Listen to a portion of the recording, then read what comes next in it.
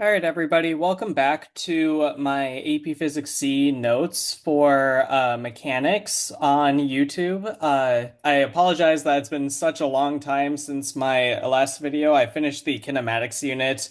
A lot of stuff was kind of going on, so I didn't really have too much time to work on videos or push them out at a consistent rate. But hopefully I'll be able to kind of upload them a little bit more frequently. I can't promise that it's going to be daily or weekly or that anything will be done by the 2025 AP exams. But my hope is that, for the 2026 AP exams, maybe I can get a full Physics C list of videos out in time for that. So again, I apologize, but thank you for being here, and hopefully you find this video helpful. Today's topic is going to be center of mass. We're now moving on into Unit 2, which is forces. So that includes things like Newton's laws of motion, the different types of forces that we're covering, as well as the topic of center of mass. Center of mass used to be a topic that was reserved for the momentum unit until the recent curriculum changes. And now it's technically part of the forces unit. So, we'll kind of follow the list of topics that College Board has set out for us, and begin our study of forces here. So the first question that we want to kind of, feel comfortable with is we want to obviously understand what center of mass is. And essentially it's kind of like that balance point for an object. So if you guys have ever taken, an object and you've tried to balance it just by the tip of one finger, you'll find that you typically have a difficult time doing that, especially on your first try. Most times our instinct is to put our finger just at the very center of an object in hopes that it'll balance. But if you have something like a pen, and maybe that pen is a little bit different weighting, the mass is spread out in a weird shape. So something like this, for example, and say that you try to just put your finger at that very center mark right here, right? There's, half of the length on one side, half the length of the other side. You're going to notice that the heavier side is going to end up falling down. Gravity is going to pull that side down more than it would try to pull the other side, the right half down. So, if you put your finger at the center of mass of the object, then gravity is going to pull down on the left side just as much as it pulls down on the right side. When you take the two sides, gravity will pull down the same amount, and it'll be in equilibrium, or it won't have any what we call a torque acting on it, which kind of goes into our rotation unit. But there's actually a couple of different ways that we can calculate center of mass, and there's a couple different ways that we can use it to help us describe different scenarios for an object. So if you have a system that is made up of just points, so not a pen is a solid object, this formula will not work for it. But if you're just given a bunch of points and you're asked about, how do you calculate the center of mass of those? And I'll show you guys what I mean by this in just a second, right? But essentially what you have to do is you just take the mass, all of the masses inside of your scenario, multiply it by their position, and then divide it by the total mass of these scenarios. So that bottom there is total mass of everything because you're just adding up the masses of all of your particles or all of your points. And on the top, it's kind of like a weighted average of positions. So say, for example, that you have something like this here. Maybe you've got a two-dimensional plane, and maybe you've got, say, three masses. You've got maybe a 1 kilogram right here.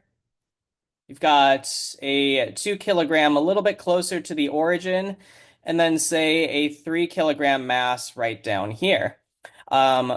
So, if we wanted to find the center of mass of this system, assuming that each square is like 1 unit of distance, well, we could actually do that quite easily. The x-coordinate for the center of mass, remember that position is a vector. So if you're trying to find center of mass of something 2 or 3 dimensional, then you would actually have to just find the center of mass for the x position separately, find the center of mass for the y position separately, but they all use the same formula, which is very nice. So in this example here, the x-coordinate for your center of mass, well, on the bottom you would have a total mass of 6 because that's everything added together.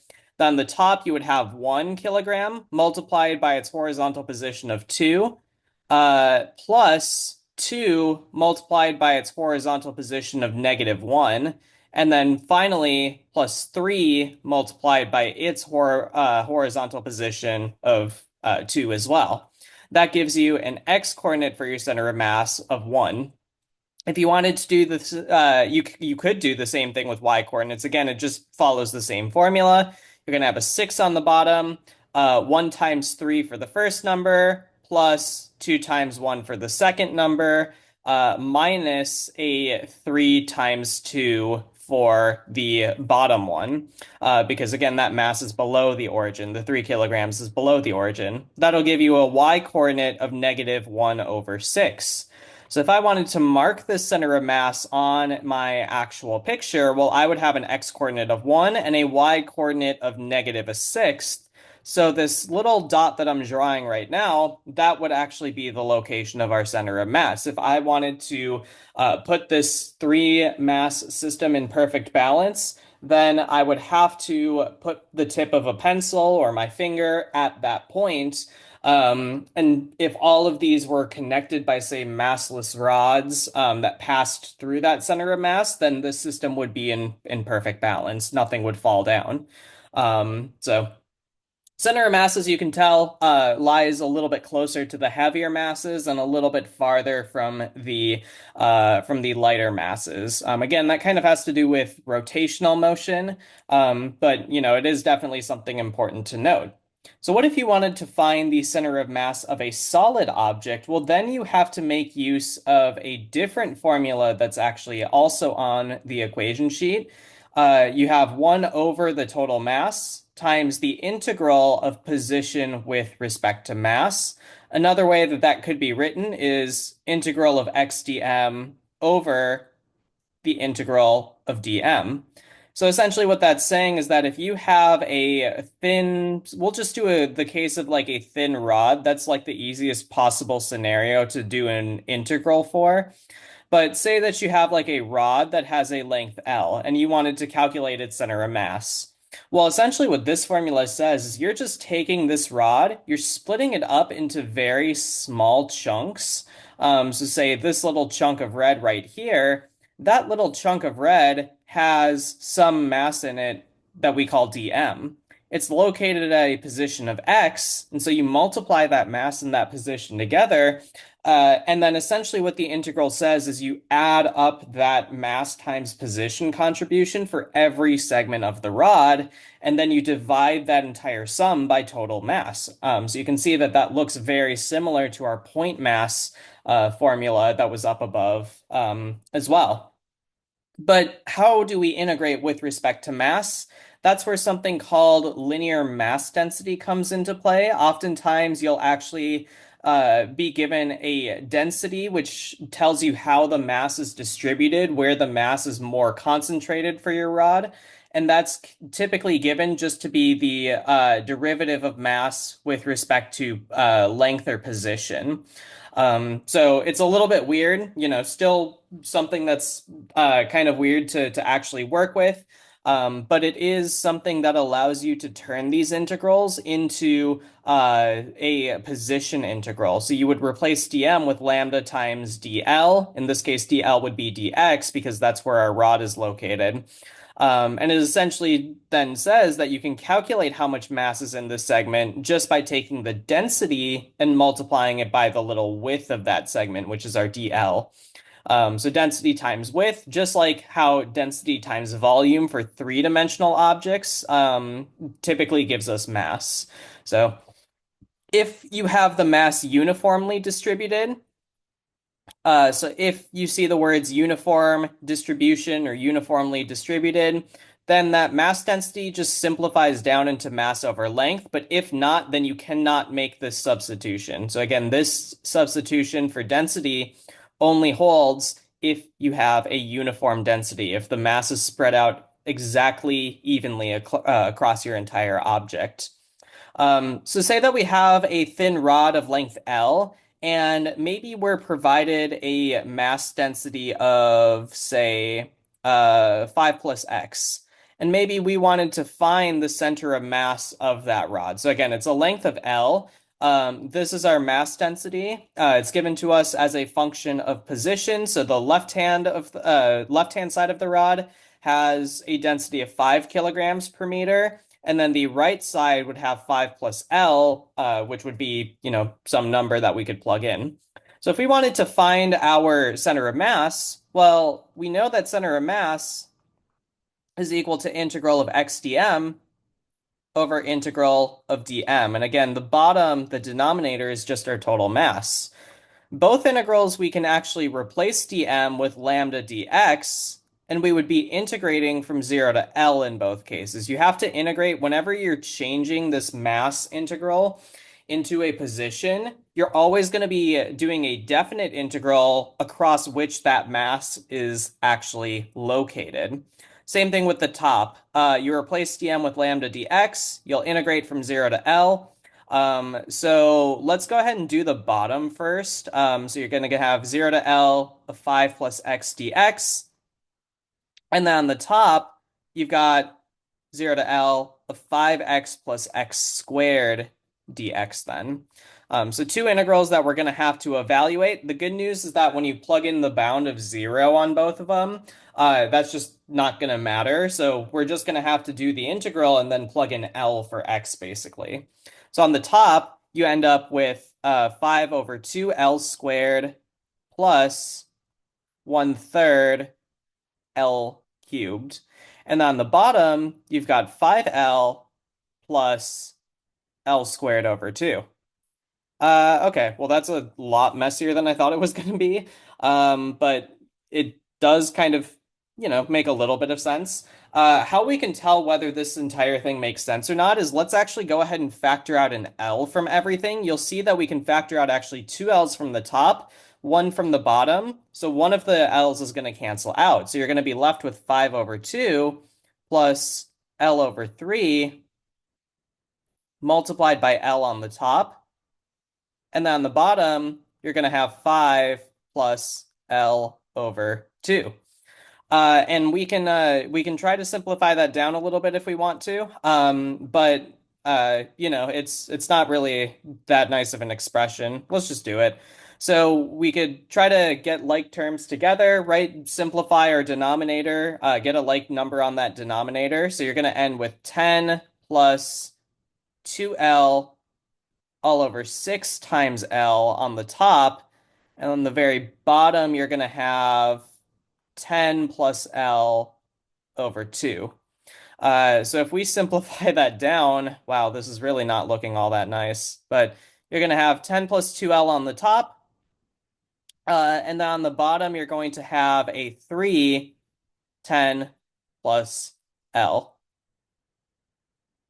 I think I did my math right there.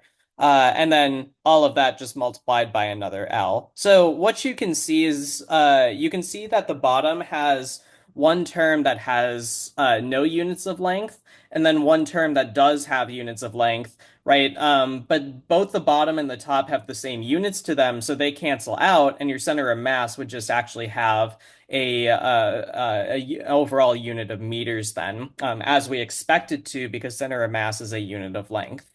Oftentimes, they'll give you a density that either looks nicer than this, so your integral won't turn out to be something quite so bad, or they'll actually give you a value for L, so you could plug that in and evaluate. So say, for example, if L is equal to 1, right? If L is equal to 1, then we could evaluate this pretty easily. That tells you that your center of mass is going to be at 12 over 3 times 11 multiplied by 1, which gives you, let's see, 12 over 33.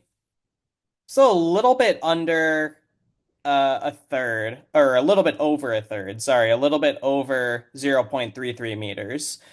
So that actually tells you that the center of mass is, a little bit closer to the left, which actually makes absolutely no sense. That means I did my math wrong somewhere. So, if you take a look at your mass density, you'll notice that the rod gets more dense as you go from left to right. That means that you should have a center of mass that is closer to the right side of the rod. So let's see where we went wrong here, or where I went wrong rather. So when you take your integral, you've got x multiplied by lambda. That's all good. And then my guess is probably somewhere where I simplified is where I went wrong. Because it looks like my integral is correct. My actual symbolic substitution was correct. So 1L cancels out. We got that already. You've got a 5 over 2. Oh, I see what I did wrong. Yeah. So the thing I did wrong was some algebra here. When I was simplifying this top down, I did it pretty wrong. This should actually end up becoming a 15 plus 3L, or a 15 plus 2L, sorry. 15 plus 2L. So then this 0 should end up changing to I'm just going to erase it. To a 5. All right. And now that actually makes a lot more sense because then what you're going to get is a value of 17 on the top, and then you get 17 over 33, which is greater than zero point 0.5. So you can actually kind of use that, and I think even though I made a mistake, I'm going to leave that in the video. If you've made it this far, you've already seen that mistake. So I apologize that I did make that mistake. However, I do think that it is important to kind of show you how you can actually analyze your result too. Right, so I plugged in L is equal to 1. I got a center of mass that was less than zero point 0.5. But I noted that my rod, based on my mass density, I noted that there was supposed to be more mass on the right half of the rod because it got more dense, meaning there was more stuff there. So I was able to go back, look for my mistake, and actually, figure out where that mistake was. My integral was correct, and I'm a little bit better at calculus than I am at algebra and arithmetic, apparently, which is maybe a little bit sad, but um, I've yeah, the good news anyway is that we found it, and hopefully that kind of gives you a little bit of an idea as to how to analyze your result. So I think it's important to kind of show you that process, right? Even though I've been doing physics for years, I'm not perfect with it either. Um, anyway, so the last thing I want to talk about with center of mass then is how do we actually use it with forces? Because now it's part of our forces unit. There's got to be some connection to it. And the connection that we actually have to forces is that if you have the center of mass of your system accelerating, then that center of mass acceleration is just equal to the net force divided by mass. And that's actually something that we already know as Newton's second law. Newton's second law says that if an object or a system has an external force on it, then it's going to have some acceleration given by this equation, or at least this is the form that we use in AP Physics C. So all this is really saying then is that for most of our problems, except for the ones where you actually have to deal with torque and inertia, then all you have to do is figure out the net force on your object, and you can figure out how fast your entire system is going to be accelerating then. So we're going to be working a lot more with center of mass when we get to our momentum unit and really trying to think about how that works with collisions. But for the meantime, with the rest of this unit, we're really going to be talking about the different types of forces that we have, as well as how we can actually solve for different parts of their motion, an object's motion, and also kind of recapping all of Newton's laws as well. So thank you so much for watching, and I'll see you guys in the next video.